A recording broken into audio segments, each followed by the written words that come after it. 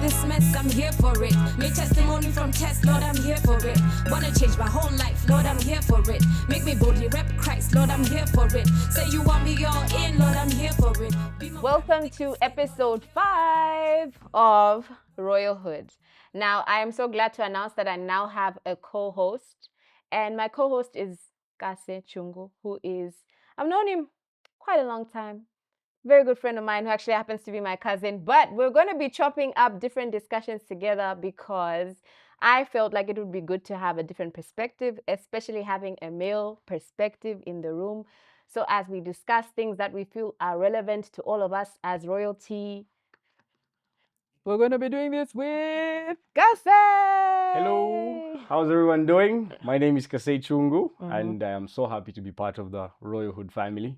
Let's do this. Yeah, so what people don't know is I found him on the streets, cleaned him up, and I'm just trying to improve his life, you know. No, improve away.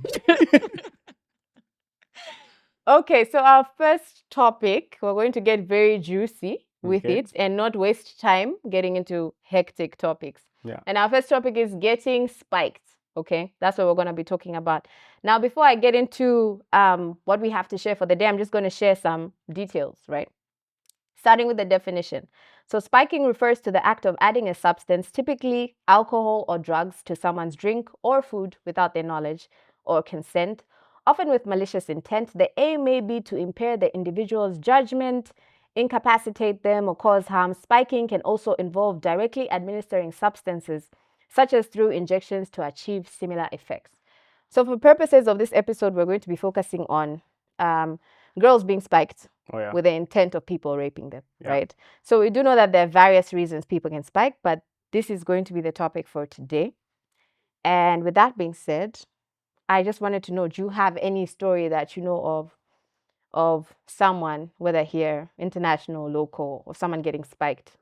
I have quite a number of stories. International, yes. Local, I can't find on an individual basis now, but on the internet, you find a lot of stories like that, where some girl is at a party, then she wakes up, strange house, strange room, being assaulted or having already been assaulted. Yeah. So I'll tell you some of the international ones I know. Okay. Bill Cosby, famous comedian, made the whole life spiking women. There are interviews about it on YouTube. Just Google Bill Cosby Letterman show. This man is confessing about putting substances in girls' drinks, and then he has their way with them. And people laughed about it when he said it. Then in Zambia as well, we've been spiked as a nation before, if you could call it spiking. If you can't, it's allegedly spiking then. We had a drink a while back. Can't remember what it was called, but it was a ginger-based drink. Come to find out, they were putting Viagra in it. So that's spiking as well. Yeah, you remember that story? Yeah, that's spiking as well. That's at a corporate level. Yeah, That's definitely not the story I expected you to share. So we have stories like that. Did you taste the drink? No, I never did. Oh, okay. I I never wanted to did. get feedback on. No, I never did. But ginger has properties that Viagra has. So no, let me not say properties because I don't know the terminology of it. But the effect you'd get from Viagra, if you ingested enough ginger, you would be heading the same road. So it's an easy way to kind of like hide even that the spike is happening, right? Oh, yeah, it is. I wonder what the reasoning behind doing that was. I think they went at it because when people started drinking the ginger-based drink, they were feeling like that afterwards. So I'm pretty sure the makers of the drink, when they heard that, oh no, people are taking this drink for this now. So they were like, how do we make it better? And some dunderhead in that office was like, Viagra. And there we have it, Viagra. Yeah, on the personal level, okay, I think the stories are there, but maybe people aren't just like free enough to be open or tell me. At least I have people that I can't say. They've told me these stories, but they're not mine to share. Yeah, but it happens even in Zambia, sadly. Okay. Yeah, I have one story that I'm going to share. And because of the nature of the stuff that I've done, which is predominantly like helping women or doing causes or shows that are centered around women and things that have happened to them. Yeah. There have been people who've allowed me to share certain stories that they've come forth with. So, off the bat, there's one that kind of sticks out because it's going to form a good basis of how we're going to look at how to know if you're spiked, like what happens, what follows after, someone gives this to you. So this girl is at chilling with everyone, like her friends, and then eventually this person kind of isolates her and says, no, I'm not really comfortable being here. Let's go to second location, right? And one thing that I've noticed a lot of spikers do is so first of all, if you're drinking alcohol, evidently that's like the game plan, right? Because they want to convince you that you were intoxicated. True. But one thing they don't know is if they find you at a party drinking, they don't know how much you're consuming. Oh, yeah. So they don't know if that's your first drink. True. Right? So this girl gets she has 2 bottles of Hunter's Dry, I think. And when you know how much you drink, like, you know your limits. Yeah, and you also know your friends. Like, if you see someone, you're like, this one, nah. But you're like, this one, they can keep drinking that and they'll be fine. So 2 drinks down the line after this person took her to location, 2, she was sloshed. And this is a heavy drinker, right? So then she says, what makes this story crazy is she can't remember the night itself, but the following day, she wakes up without clothes on, in a strange house, and she can't find anyone other than a maid cleaning up. So all she finds is this maid cleaning up, and she can't even find her clothes. So what she had to do was she looked for like clothes around, and she just found like male's clothes. What could fit her? Yeah. So she finds like male clothing and wears it. She can't find her phone. She literally can't find anything other than someone else's clothing. So this almost looks like the person didn't want her to leave or report it. Yeah. I feel, because Did she ever find the clothes? I know I'm getting ahead, but so what follows is after she gets her clothes, she looks around for something that's not hers that she can take, so that whoever it is can come and look for her. Okay. So she found the person's laptop and took it with her. Nice. And the following day, he shows up at her workplace looking for his laptop. And so now she says, okay, so clearly you know how to find me. You don't know how to make sure I leave properly, and he didn't really have any good explanation. He just started telling her, I'm sorry for what happened, like almost like he was admitting. And this was the same guy who took her to location too. Almost like he was admitting he did something to her. And the crazy thing for me was the fact that he seemed like he was admitting was like, okay, is this like, because knowing the person, like this was explained, so I know who did this act, right? Very good looking guy, a guy who can easily get a girl, right? Easily, without all this weird. So now it kind of felt to me like he did this thing where, after I've made you a victim, can I now lure you in? Like, can I convince you to have Stockholm? Because now I'm telling you sorry. And he seemed, even from his actions after, like he wanted to keep her around. In his mind, maybe he thought they had something more now. His fetish goes beyond just wanting to do this to girls. It goes to, I want them to stay hooked to me even after I've made them a victim. That's what's crazy. So, with regards to like a situation like this, right? How do you feel someone can stay safe, right? If they go out and about, what you think is the things someone needs to look out for? Because she was at location A. She went to the second location, and wherever she was with her friends, I think she was isolated with one other friend. I'm not sure whether she went with one other friend, but I think she did go with one other friend who was also spooked, like, why is this girl, acting like she's drunk? But I don't remember what followed. There's a crazy story I saw on TikTok where these girls, what happens to them is the friend sees, and there was a question marks about whether that's the real friend. And this is what I'm trying to point out for the friend. Because if I'm with my friend, this is the first red flag for me. Yeah. My friends and I have a strict policy. Like whenever we used to, well, I haven't clubbed in years, but when we used to club, we had a strict policy, which was don't split up. Yeah.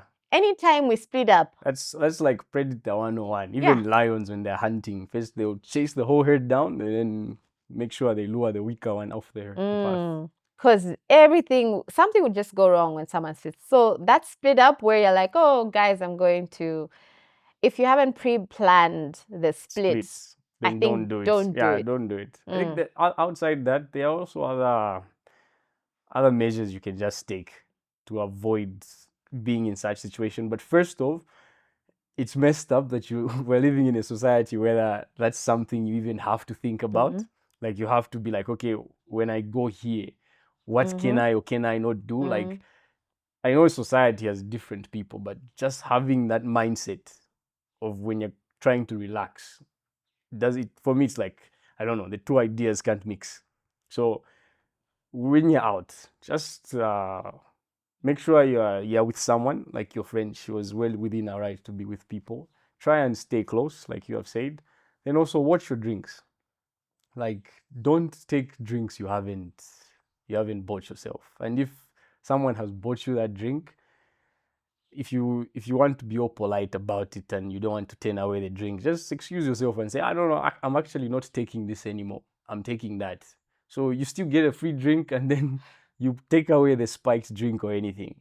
So you keep the thing moving. And outside those safety measures, I would say just be wary of people. Like we're all creatures of mixed things. So just watch the people you're around, make sure you're close with friends, and friends need to be friends basically. Because the point that I never got to in the TikTok story was when the two go out to the club, the friend gets drunk, right? And the other friend allows her to go with this guy that she just met. Yeah, that's So messed up. this was a big question mark to me, That's messed up. right? Because even I think her safety in I'm splitting, she was with a friend of hers. I don't know the dynamics of what happened after, because you can find also the friend was lured in her own way. But I'm going to leave you. You look drunk out of your mind with And someone. I'll leave you alone because that's a girl leaving another girl. When I go out, and there was a point in my life when that was normal. Friday after work, I'm drinking. Saturday morning, I'm at work. Saturday afternoon, I'm drinking again. I'm probably ending that drinking spree around 2. And what I used to do when I just started doing this, I would be with a couple of friends. After like 4 or 5 beers, after like 4 or 5 beers, I would just disappear. Like I wouldn't tell anyone I'm leaving. I'll just be gone. And this used to upset them. Like the next time they see me, they'll be like, Iwe. What's your I wouldn't hang out problem? with you anymore. Like I'd be It's like, like, what's your problem? And I was like, I know I was told you don't lie when you're drinking, Kai. It's like, nah, bro. You have to tell us you're leaving because we spent like an hour looking for you. Like, what's happening? So if guys can react like that when a fellow dude disappears at a drinking place, I feel like for ladies, it just has to be 12 times that. Like you should have the energy enough to go to the bar or the DJ and just tell him, cut the music. I can't find my I'm friends. looking for. It's like she was seated right there wearing this. Where is she? Like, I need to find her. And you just need to be your brother, sister's keeper. Like, be intentional with these things. It may seem like a light thing. Oh, she left with whoever. That might be the last time you see her. Yeah, true. Like, as much as sexual assault is like downright bad and everything, but like death, that's irreversible. You're not going to work that thing back. It's done, full stop. And it was all because you let that friend walk away. And over another Amstel or whatever. Like, I go out for people. I don't go out for the alcohol. I could drink at home. So if you go out, make sure you go out for people. Like actually take care of the people yeah, you're take with. care of the people you're with. So Okay, so with that being said, they say there's this quote. I was trying to remember how it's phrased, but it was basically trying to say you don't. Oof, I wish I remember the exact quote, but it's basically like, okay, if you find a wounded animal, right, you wouldn't start telling that wounded animal how to stay safe. no. Right? Because it's wounded Just already. nurse it You back have to to health. nurse it back to Yeah. health. So with that being said, like there's so many times that someone will share a story of like being violated or spiked or whatever, and people say, why did you, Yes. So one, I really don't like that. But two, I want to get into the position of us saying, okay, let's discuss some safe habits without we wait for someone to be harmed Oh yeah. to tell them how to stay safe. True. Two things. I'm going to say one, I think, that we think women do that are generally unsafe. There's one that comes to mind, right? And I've seen this a lot with I can't even specify what type of women I've seen this because I can already feel the backlash. Okay. Okay, let me say it. Try Let and me deliver it in a try way and that's deliver it in quoted. a way that Yeah. if you have not had positive male figures, I will always tell people, the people who warn me the most about males are the males in my life. That's They'll true. sit me down and they'll tell me, don't trust this person to this extent. Like always, keep your like your intuition, Yes. pay attention to it, whatever happens. Yeah. So basically, one of the examples of something I've seen is, for example, a girl being too trusting. Okay, we're walking down an alley, right? And so our place, we used to take walks to go to, there was a bar, just behind our house. And if you're hungry and it's midnight, you're going to find your michop or Yes, your what, yeah. because everyone's going there. So we'd walk down, but it was a dark road, as most of our roads, So when walking, we'd really do a quick two-step. When coming back, I remember walking with a friend of mine, and the road is lit on this way, but the road to our house is dark. So this guy is like talking to her, vibing her, whatever, trying to get her number. Okay. Already it's 1 a.m. So my radar is like, if we're on a deserted road and you're trying to talk to me, I'm already worried because no one is going to see what happens. But as she's talking, walking beside this car, she keeps walking. So the guy was entering, in the car. he's in the car driving, and she's like talking to her. I didn't even see her responding. She was like ignoring, but like walking. But she starts walking down the dark road. Okay. We're leaving the main third road, which is lit. By the way, there's a police station right there. And we're starting to walk. I just said, "Yo, what are you doing?" And then she snapped out of it, turned around, and came back to me.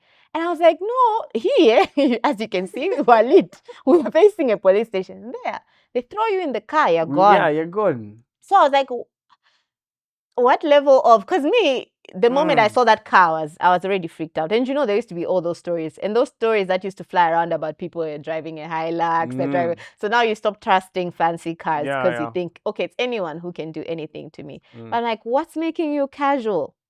But it's with a stranger. It's more about opportunity. Like her walking down that road with a guy who's in a car while she's on foot.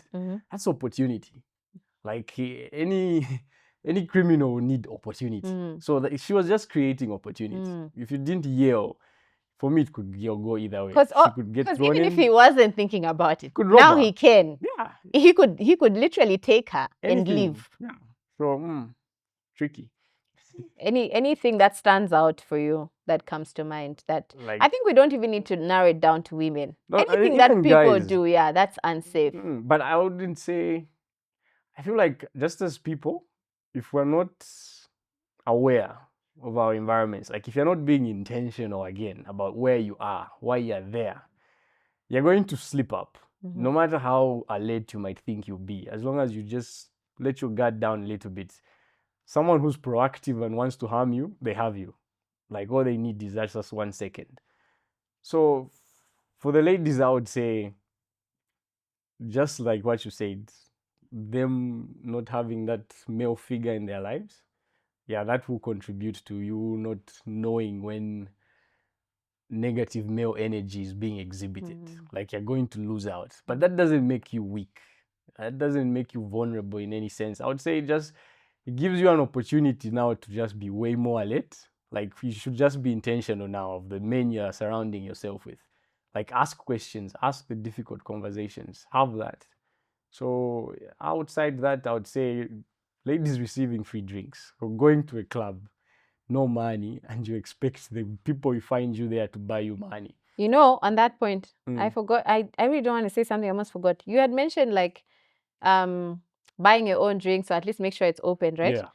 No closed, like before. Make sure you open it yourself. Open it yourself, always. There was this time when there was a craze in SA where they were injecting cans with whatever they This is wanted free. to. Yes, and I remember my dad freaking out and saying, "You see what extent they're going to." So, but it's that brings it now to establishments. Like, go to well-established Okay, wait. places. Before we go to the establishments, your point of buying your own drinks, Buy your own. I feel like that's just the thing. Like, just buy your own. Buy your own And if drink. someone buys you a drink, at least make sure you see that act. Don't let them walk up to the drink with you. Because I'll show you an example of this.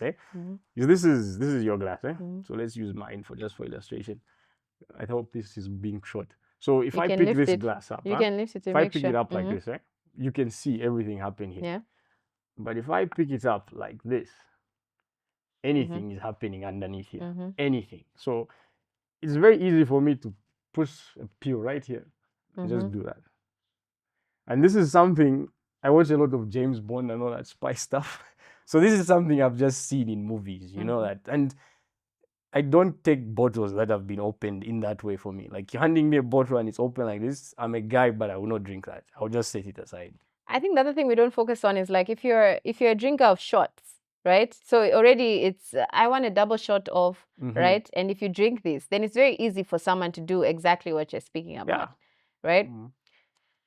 But yeah, on the topic of establishments, I think maybe that's something that we can kind of make this in our closing, right? Before we talk about what we feel the impact of all this is, right? What do we feel that establishments can do? Because we've spoken to people and said what we feel they should do to stay safe. What do we feel establishments can do? Now, one thing that I learned when we're doing research, I've even forgotten what the topic was exactly about, but members of a certain club told us to say, you know how when you order your shisha, right? Sometimes people tell you, "Oh, I'm paying you extra to add this. Like, add this to the shisha." Okay. Right? So he said the guys in that club would literally add drugs to the shisha. And then these girls wouldn't know, join the table, get the shisha. And before they know it, they're leaving with those people at the end of the night. So the other thing about this trusting thing is also knowing that when you're going into a space, I really don't know you. I don't know what it is that you have. So your shisha, your drinks, your whatevers you have in your pockets, that's all yours. Because I feel like the safest thing you can do with a stranger when you're in a club, and this is just in my experience, is just dance on the dance floor. Kwasira. Like, if you start leaving the dance floor, you start losing control. Because on the dance floor, if you're dancing with someone and then they just touch you in a way you're uncomfortable, for a woman, it will only take 1 year. And everything is fixed. Like, this person is backing away. They're like, baribe. You get that. But once you move that conversation to a secluded corner, if you're unsafe, draw attention to yourself. Move with a friend. Like, just make it a pack mentality. And I'm not trying to instill fear or anything. I'm just trying to focus on the things you can control. Make sure you always have control of those things. If you can't control being in someone's house, if you can't control leaving and getting there, don't go there. Just don't. If you can't control you joining someone's table and when they spend 1,000 on you, you can't control that reaction. Don't take that money. Just drink your water and dance and go home. Leave it at that. Yeah. So establishments, the shisha thing, that's scary. Yeah, but why are they agreeing? Because now you're aiding. Now they're aiding, and are they adding this thing to the shisha? Like, are they adding it themselves? So yes, the tobacco, what? You get it and you mix it and then you put it back in what you're going to burn. So like they do the adding for you? Yes. So basically they give them the drugs and they go do this back door so that it's not obviously seen.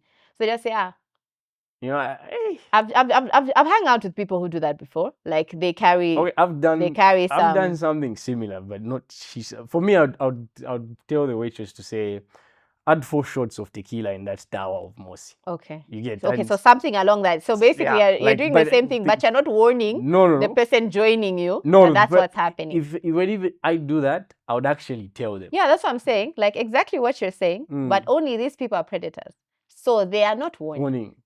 So you think, oh, I'm just drinking this, but there's things that have been added inside, you know. So that's the problem with drinking what you didn't buy. Yeah, don't drink what you didn't buy. So I want to talk on numbers and Before we get there, let me just say impact. something I feel like establishments should also just like engage in. Just teach their service staff on what to look out for.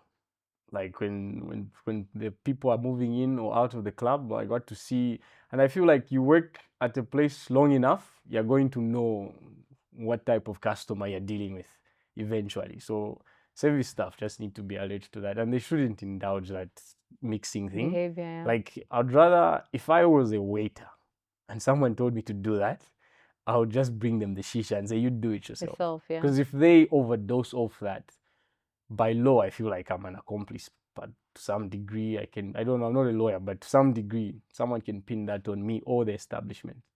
So just for the sake of just keeping your business a business, just tell your people not to do that stuff. True. Any other tips here for them? And outside that, if you can't control stuff, just stay home. Drink from home. There's no harm there. Okay, so numbers and impact. Do you have any numbers for us that we're going to discuss? We do. You see, can I run this off the top of my head? Feel free to reach for your notebook. Let me get the book. Okay, so what I did is I reached out to like 2 institutions. Mm-hmm. I sampled a small institution within Lusaka, not even in the CBD, outside the CBD. That was intentional because I felt like if it's outside, whatever numbers I can get outside the CBD, it's going to be at least double that number within Lusaka. Like if I went to just survey within Lusaka.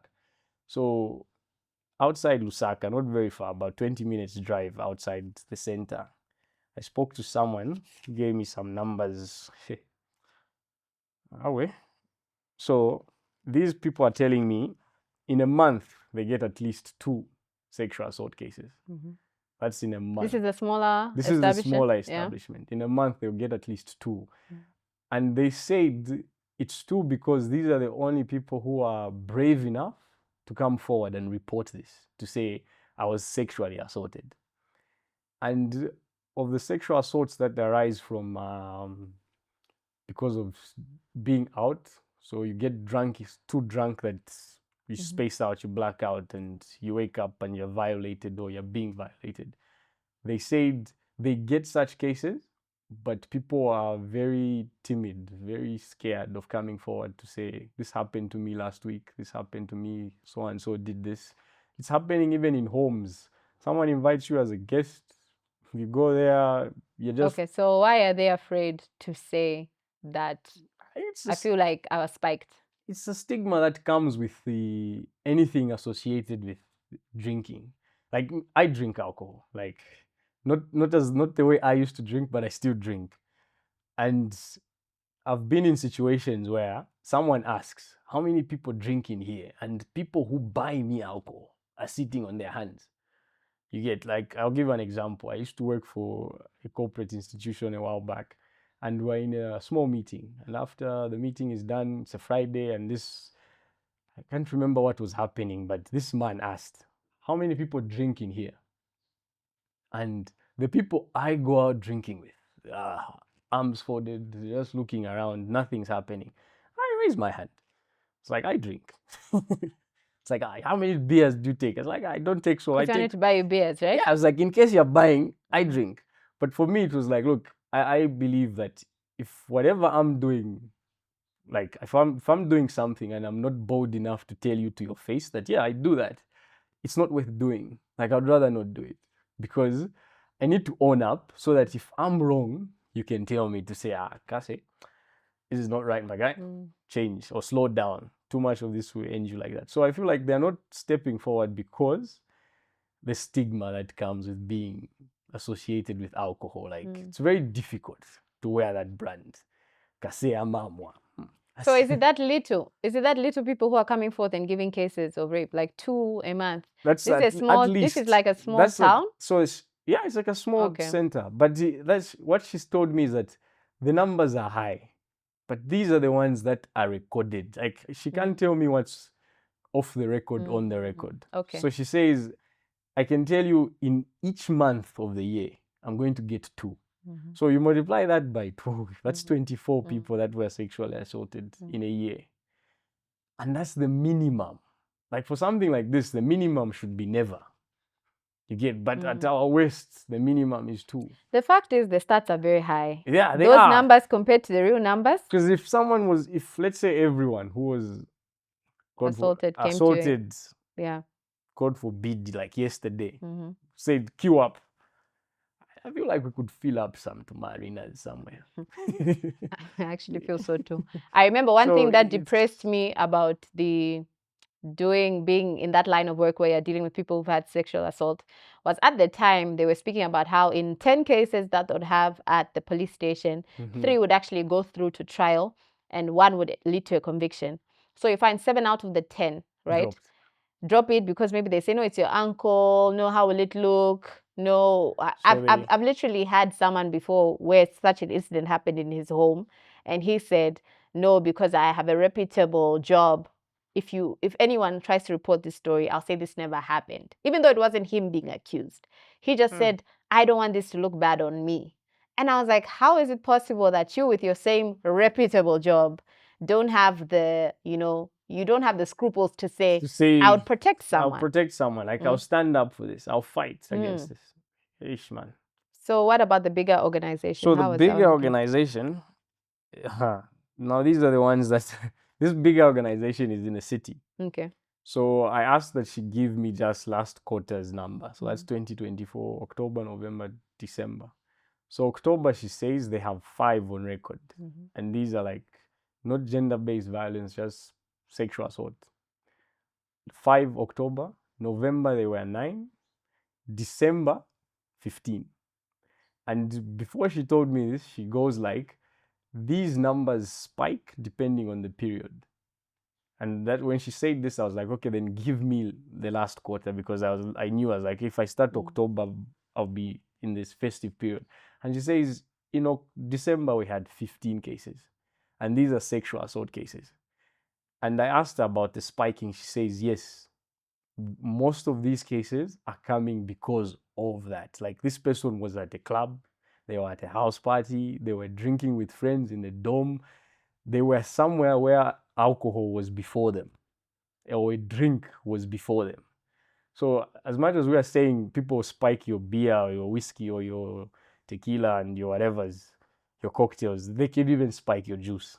Like there's no limit. This person just needs something where you can ingest this without knowing. So she tells me it spikes in the festive periods. And if you see October to December, in October you have 5, and in December you triple that number.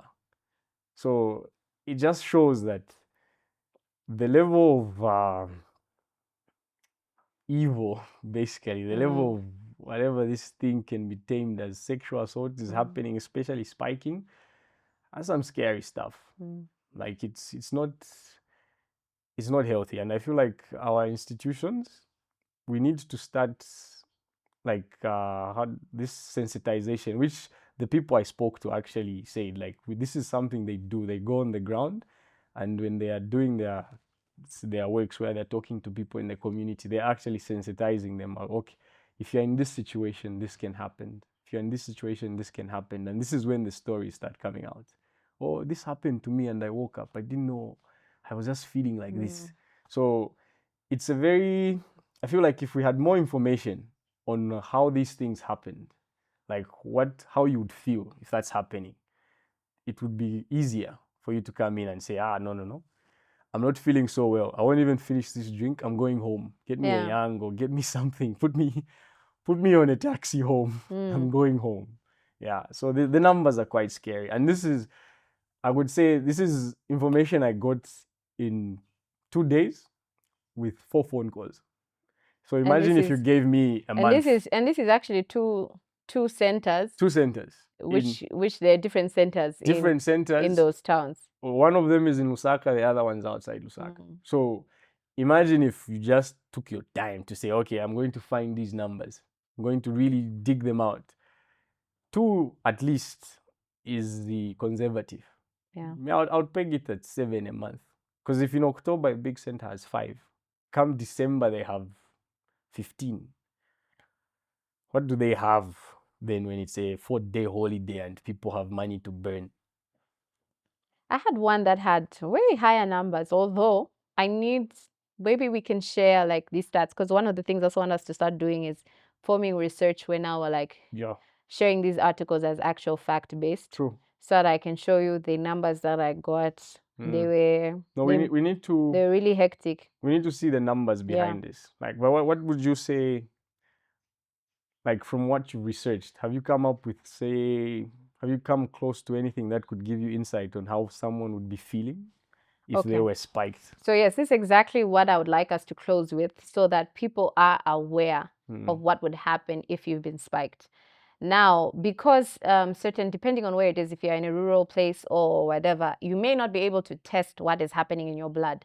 But depending on the drugs that someone might easily have access to, bear in mind, people can use kind of like off-the-counter drugs that have sedative, like they kind of sedate you so that it's easy to get these drugs, mix them together and slip them into your system, right? So there's different types of drugs. There's GHD, ketamine, different types. Though if you have the money too, and I emphasize if you have the money, sadly, if you have the money. If you're going to because one of the other things we found out, right, during our research was that the stigma sometimes is that you don't want to say you're drinking because you feel they'll judge you. Yeah. However, if this drug is found in your system, you have a basis to say I was spiked. So depending on these drugs that are used, some last in your system for only 6 hours, which makes it crazier and easier for predators to work. Some up to 72 hours. What you can do is if you can go to a medical center and have them test your blood, your urine, and check for anything that's out of the ordinary in your system, you can have a basis if you want to put a case against spiking. Please do know that these are the symptoms so that you can be able to kind of understand. So some give you increased high heart rate, anxiety, or paranoia. One thing that will stand out if you've been spiked is you start losing your memory, right? Now you have this weird memory loss This is as you've just ingested as it, you've or ingested after? it. Just as So you have this weird memory where you look at everything in the room and then you forget. So you look at so even as a friend, so if like your a friend, short-term memory just yes, if falls your off. friend is drunk, but you suspect this person could be spiked, they're asking you things that just happened a few seconds ago. Okay, so where are we? You affirm. Then they're like, okay, I don't remember. Where are we? You affirm, and then it's like, okay, I'm with Kase. Okay, I look away. Oh, you're here. You know, that is the sort of short-term memory that this person is going to have. Also, they tend to genuinely be. So there's some increased heart rate, confusion. So I think the confusion actually goes with the explanation of the memory loss because the person looks like they're in a state where they can't. Remember, like they don't know what's happening. Like Exactly. So then there's also dizziness. So some decided to explain it as memory gaps, where certain things you can remember, you can't. Your vision gets blurry. You get nauseous. It's another sign. It's whatever's inside you fighting to get out. Some actually puke it out, which helps them, but some just say nauseous. So look out for it. Rapid heartbeat. Your memory loss seems like it's just things are not adding up. You definitely, if you've been drinking, you'll know that this is different. Find the closest person next to you and say, I don't know what's going on, but you get me out of it. The closest person you know, who you came with, who you trust, let them know.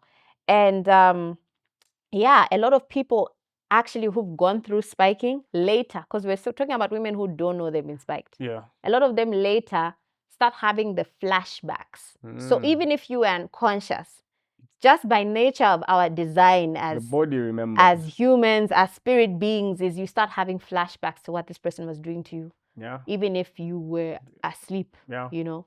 So I don't think we should take it lightly. I don't think that medical practitioners should feel there's any harm in doing any extra tests. You're open to running tests, to starting to document what you found in the blood, because once we have these on record, we can start to talk about. Yeah, and we need to also create enough space for people to be open enough to just share that experience without any repercussions, let me say. Any stigma. No stigma. Like let them tell you what they went through, so that you can have an understanding of what to look out for and help prevent this from happening again. Like, if you don't talk about it, you will know very little about it. Like, everything you will know will just be what you've heard. Oh, this happened, that happened, you get. So it needs to come out. Like, that information needs to come out. And I feel like we need to start documenting any sexual assault victims that say, I was here first, then I ended up here. Like, the here matters just as much as where you end up, because the here is what birthed where you are now. So we need to know, where were you? Why were you there? What were you doing? What did you drink? Like, just take the same ginger beer we had fiasco a while back. Like, if we had just taken an interest as a nation, it's like, okay, we know ginger does this, but why at this level? Like, this is not the first ginger beer we have. Like, if we had taken that curiosity and acted towards it, we could have cut that thing, figured it out after their first batch was out. We could have been like, yeah, that's why it's like this. But the fact that we're so entertained, we add humor to something that should really be heavy. That's why we took us that long. Like, the whole nation was spiked. And these numbers, they, on an individual basis, they will present as, it's not my pig, not my farm. I don't know what's happening.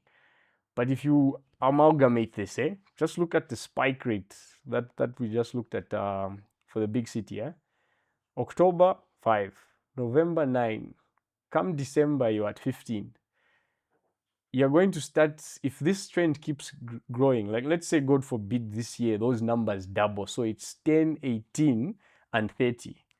You're going to see a shrink in your tourism space. You're going to see a shrink in your recreation or nightlife business. Like, it's going to shrink.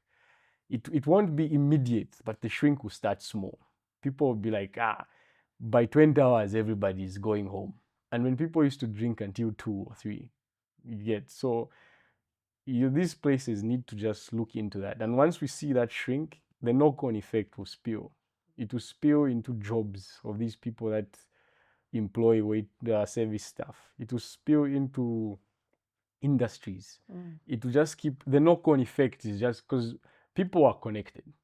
That's saying no man is an island. That's true. Like, you can't do anything in isolation. So spiking that's happening in isolation in your establishment is coming back around. The domino effect is coming, and once it touches you, you're not going to recover from that stigma. Like, I don't care what type of money you have. Once we know that even a dude, this happened, and the dudes wait for that, sadly.